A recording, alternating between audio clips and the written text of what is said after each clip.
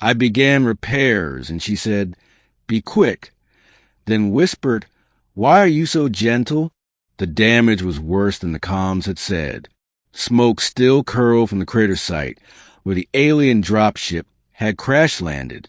A single distress ping had been broadcast from the wreck, weak and nearly buried under static. Most of the team assumed it was a trap, some enemy trick. But I was an engineer. I didn't decide who deserved help. I just fixed things. The outer hull had been split down the center, scorched like something had tried to rip it apart from inside.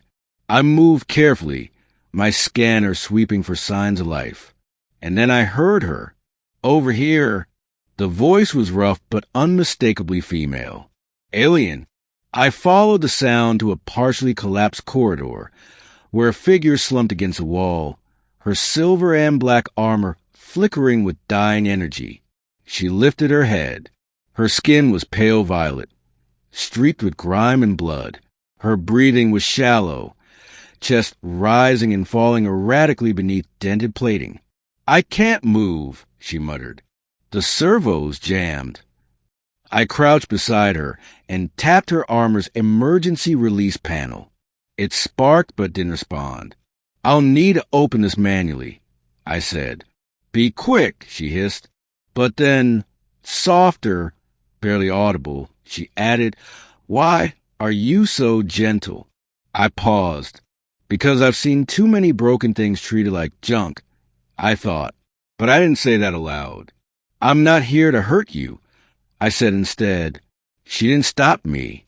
The moment I started my work, her eyes watched me like a caged animal, tense, wary, ready to flinch. She winced as I cut away the twisted plating around her leg.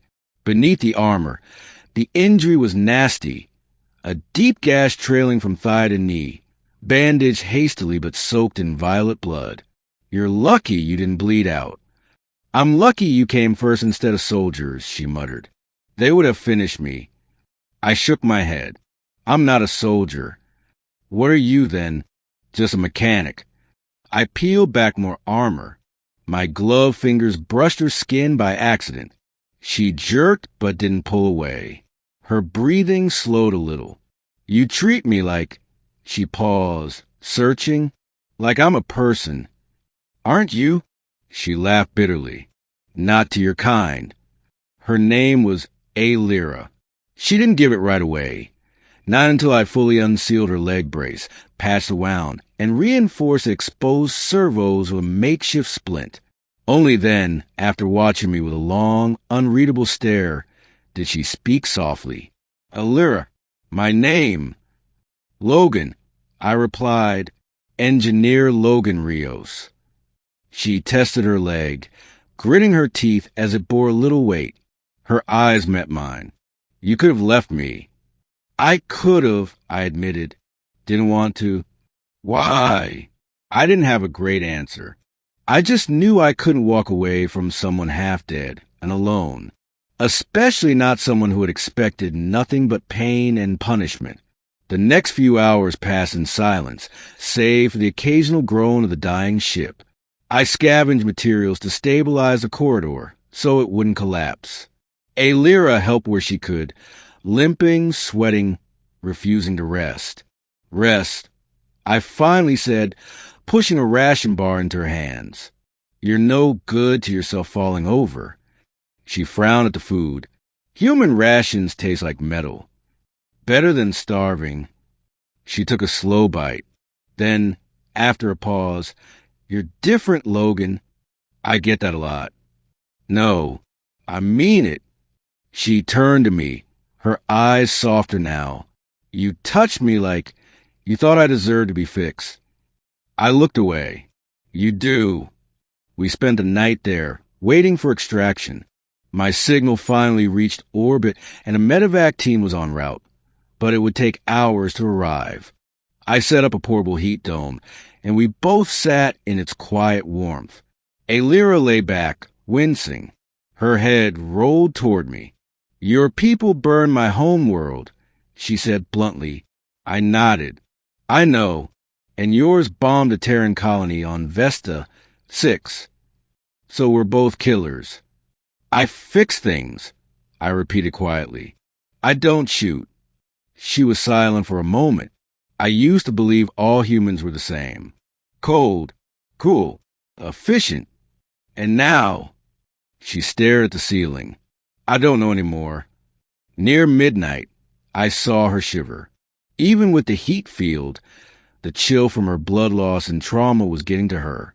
I unzipped my suit halfway and offered her my thermal blanket. She hesitated, then reached out, her hand brushing mine. Her fingers were long and slender, trembling. You don't have to be afraid of me, I said gently. I'm not afraid, she whispered. Then, more quietly, I'm just not used to being touched without pain. Something cracked in my chest. Without thinking, I placed my hand over hers and held it. Not tightly, just enough. She closed her eyes. Why are you so gentle? I couldn't answer her, not in words. So I didn't let go. By dawn, the ship came. 3 Terran medics in clean suits descended with a gurney and scanners. They spotted her instantly. Alien survivor?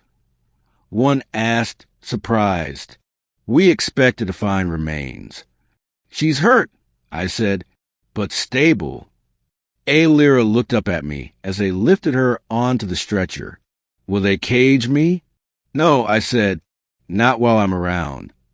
She gripped my wrist. Will I see you again? I hesitated, then nodded. You will. She let go, reluctantly, and the medics took her away. 2 weeks passed. I thought of her every day. Then one evening, as I repaired a shuttle core at base, a message pinged my comm. Patient Lyra Curie requests visitation. Sector 7 infirmary. I dropped my tools. She looked better. The bruises were fading, and her leg was wrapped in a proper support brace. She was sitting on the edge of the med bed when I walked in, dressed in a loose medical tunic. Silver eyes lighting up the moment she saw me. You came. You called. A pause. Are you still fixing things? She asked. I smiled. Yeah, one broken thing at a time. She stepped forward slowly, still limping. When she reached me, she didn't ask. She simply leaned forward and rested her head against my shoulder, and whispered again, as if the words still amazed her. Why are you so gentle? This time, I had an answer. Because someone has to be.